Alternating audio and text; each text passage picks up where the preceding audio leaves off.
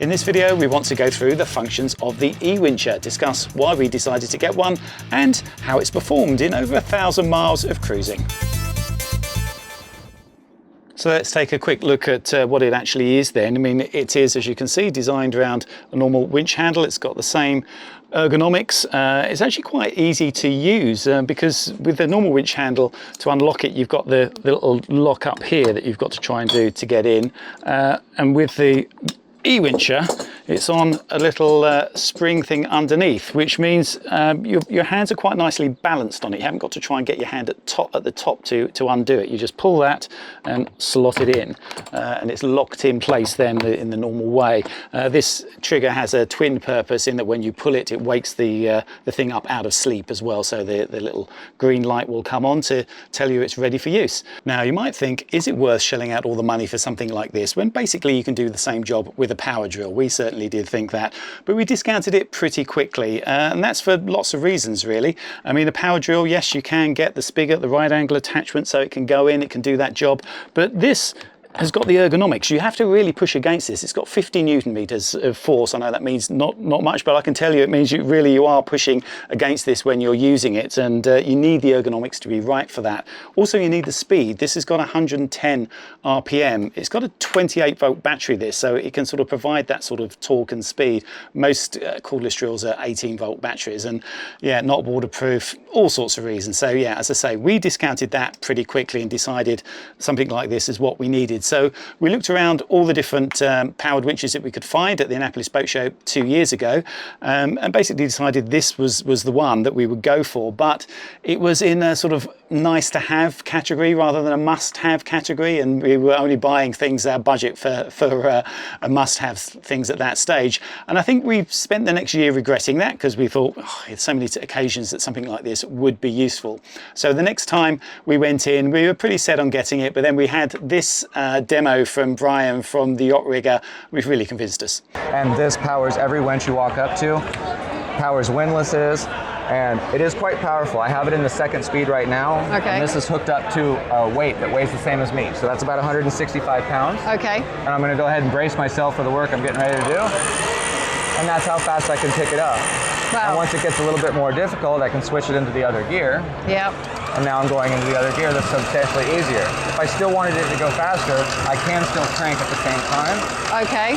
And so this winch handle was designed to be ergonomically designed like a winch handle already. Okay. So it still does work as a manual winch. Now you got into this when you had an accident. I did. I had a motorcycle accident a while back. I have a high performance trimaran, so the loads are very high, very demanding as far as how hard you got to crank. Yeah. So with that in mind, I had started to shop for an electric winch so that I could raise my main. That was the hardest job on my particular boat. Okay, brilliant. Now let's see if I can use it, because I have less power in my left hand, so I'm getting a little bit tired of doing the winching. So let's see if it's all right for me. Okay, fine. So this is the pressure sensitive button. I tend to use my fingertip on this, so I would hold it like that with a trigger. Yeah. Your job is to stop the resistance of the motor, so it's going to be trying to spin around. There you go. Yeah. Yeah, I saw you do it earlier. Exactly. Yeah. Okay, so let's go. So one of the things I like to talk about while you're going up is tactile feedback. So as you're holding down the button, if I hit a snag, you feel that on your hip. I do. Have some immediate because feedback. there is definitely pressure on me here from the winch. I don't want to go too high. I'm going to hit myself. And then when you snagged it. When I snag it like this, let's say that you were raising a mainsail and it got caught underneath the lazy jack and started to have more resistance, it would cause you to look up and say, what's going on with that? Why is it happening? With an electric winch, you just rip the lazy jack and you don't ever notice. Exactly. And so it does offer a little bit more safety.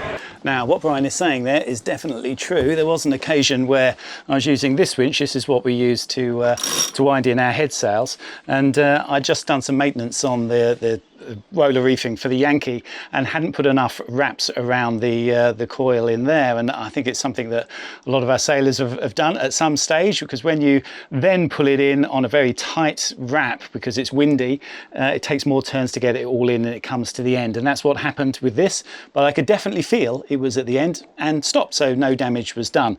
If that was an electric winch with a button, obviously there is absolutely no feedback from that, and I would have ripped it out. In fact, I know from when we fitted that new head sail furlough on here that Jade, the rigger that we had, said he repairs so many of them, and it's people with electric winches that just rip the thing straight out and it just explodes, because that's what happens when you get no feedback. Now, some people will tell you that electric winches, oh look, it's okay in the end because you get to know from the noise of what's happening.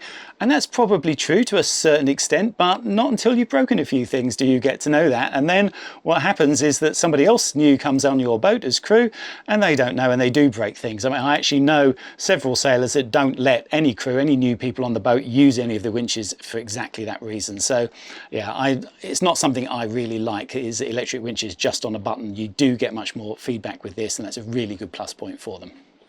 So let's take a little bit more of a look at how it works in operation then on a winch, on a 2-speed winch.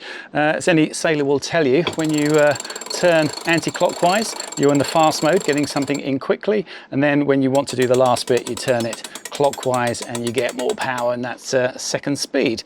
With the eWincher, what I do is use it this way round. So basically, when you first use it, pull the button so that you can put it in, and that wakes it up. It flashes for just a little bit, and then you can put it in and it's locked. And this means with it this way round, with the handle to my right, when I put it, it's in fast and I'm bracing myself against it. I'm just basically holding it there by pushing it to keep it where it is. So get yourself in a good position, get sort of perpendicular to the handle so you can take that load, and it's fine. And then when you want to use it on the next speed to do the last bit, bring it around to the other side so you're still pushing against it. Push the little button at the top of the handle there, the light will go purple, and now it's on the second speed, but you're still pushing against it. That's how I like to use it. So find a way that's good for you to how you want to use it and the ergonomics of it, but it's quite versatile in what it does. It does have other functions with the light there. I wish it was a bit bigger actually, and more, you know, sort of, you can see it from all directions, because it does quite a few functions, telling you if it's on fast or slow. Also, if it starts to flash red, it means that the battery is about to die. It doesn't give you much warning. It'll flash for a bit and then it'll go completely red, and it will be, you know, out of battery. Now, batteries for us, I mean, we charge it really once a week. We're not using it that much. It's sort of designed that for a normal boat, a 50 foot boat, it's certainly going to last a day. If you're tacking up and down, you know, a river or something like that, then it should still last for that. But as I say, it tends to last a lot longer for us. So that's pretty good. So yeah, I think it's a good advantage to have this from the old days when we didn't. The days when we were young and fit and could grind by hand. No, I'm joking, we do still do it this way sometimes, but it's nice to have the option.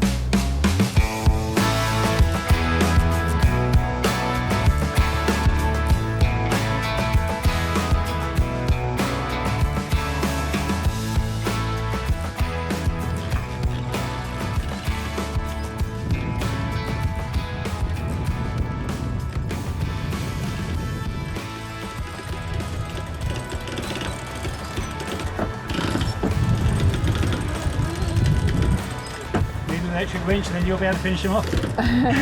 Yeah. Now, of course, crew on a boat can work as a team, but situations like now, we're short-handed, just the two of us as a couple about to cross the Atlantic. There are times when there is just one person on deck, so that's an issue that you've got to think of as well, and whether that's, you know, something that this might really help with, and it does help us. So the main reason we got this was to get the Yankee in quickly. Our foresail, it's not huge, but if the wind really gets up, it's over about 20 knots, and you haven't already reefed a fair bit of it in, then you can't do it by hand. I can't do it at hand. Standing on the aft deck there trying to pull it in, you have to put it on the winch. And if the wind really sort of does get up, winching it in is very difficult. It's something that Judy wouldn't be able to do on a night watch if it got up too much, and I would have to get up and do it. So, you know, this is a real lifesaver for that sort of thing. It means I can get some sleep. It also means just in normal operation, getting that sail in quickly is obviously a really, really important thing, because all the time it's out there, it's flogging. So we did do a little test with this and with the manual winch to see how quickly we could get it in. This is just in fairly light winds, but this is how long it took us. Now, I've speeded up this footage just to get through it quickly, but obviously the timer is running in real time. It's a little bit slow with the way we've got this because I've had to put a splice in this line, so a little bit difficult to get through. I'm looking forward to getting to Marlow ropes when we get back to change quite a lot of the running rigging. You can see the amount of flogging that goes on. There's not much wind here. We've only got about 12 knots of true wind. The flogging gets a lot worse, and this gets a lot harder when it's really windy.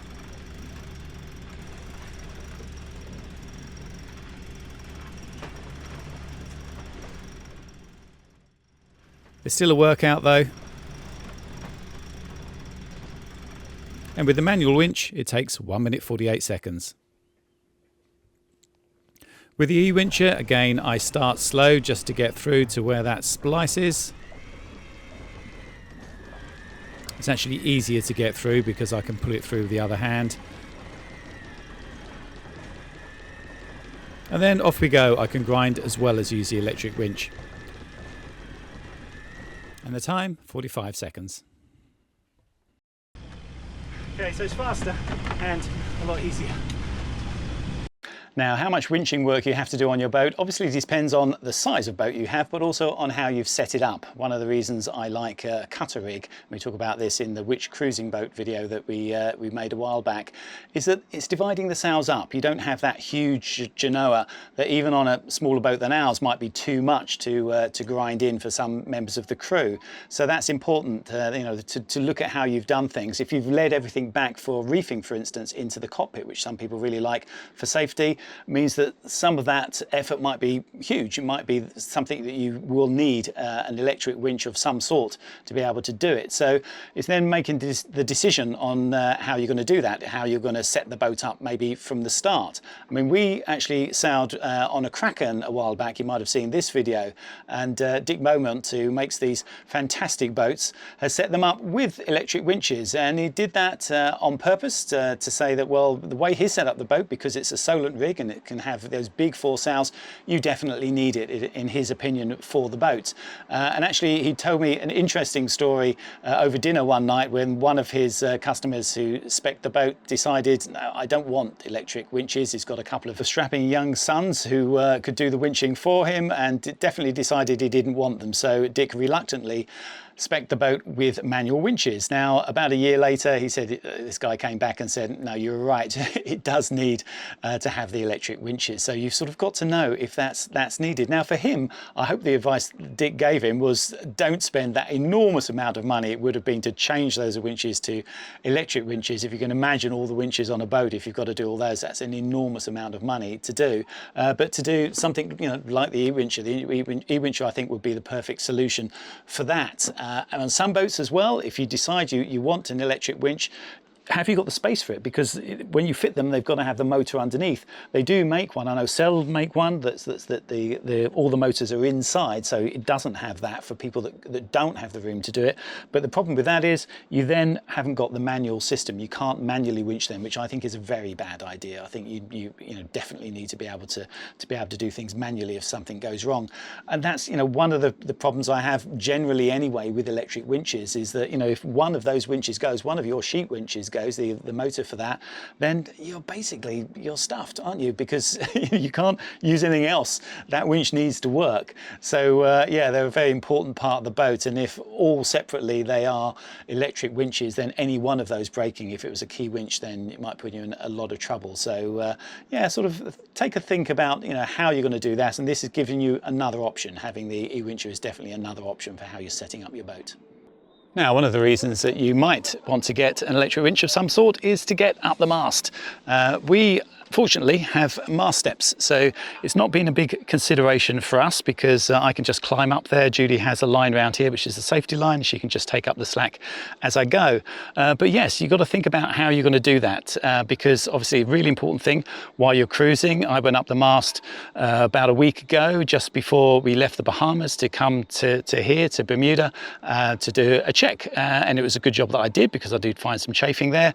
I'll be doing the same thing in a week's time before we leave to cross the Atlantic. It's something that you need to do often, and if it's very difficult to get out the mast, you're liable not to do it as often as you should do, so you've got to make that easy. So the winch handle, if you didn't have the mast steps, so the eWincher would definitely be the answer for that. I think it would be for us because Judy would be able to winch me up with that. We have tried it. Okay, get ready. Okay, It's going slow. This is slow. Okay. and she can do it. So that's really good. It's a really good thing to do. And if you're relying on having it the other way around, where you're sending the lightest member of the crew up, then yeah, that might cause problems as well, because that person might not be able to do the work that's needed, or like Judy, might be afraid of heights, so she really doesn't want to go up. Probably the biggest test we've given the eWincher though was in Cuba, when we ran harder ground. We did try for several hours in lots of different ways to get the boat off. In the end, the only way of doing it was kedging off. So I had to row out with the kedge anchor, put that in, and you can see here Judy and daughter Millie managed to get the boat off. 26 tons of boat kedged back using the eWincher on one of our big sheet winches. So yeah, worked really well for that. I think you've got pulled off something there. Hedged us off. Yeah, I think it did. eWincher to the rescue. I think that was what it was. Superhuman strength. And your superhuman strength, yeah. Very good. Quite impressive. So I hope that's given you some insight into whether this is something that would be useful for you. Just before we go, I'm just going to show you the app here. There's an eWincher app that you can put on your phone. So if I open it up, I'll put it up on the screen here. It searches for the device, it takes a couple of seconds, and then once it's there, it can give you lots of useful information. Like in the top here, its battery's half full. It gives you lots of geeky information. I've just zeroed that trip information. So the global information here from when we first started using it, showing you how much pressure that it's actually taking each time, because you've put the details of what winch you're using and that sort of stuff, so it can know exactly what force it's been using and how many times. So lots of sort of normal geeky stuff, but the really useful thing here, I think, the torque limit. You can go in there and you can set, I've got the customer value on mine for 26 kilograms, so you can set it to a limit. So that's as much as it's going to do, and then it's going to stop. So it's not going to keep going over and above that amount. So yeah, some useful things actually in the app as well. So I hope you've enjoyed this video. As usual, please do subscribe, do tick the like and all that good stuff, and hope to see you in the episodes.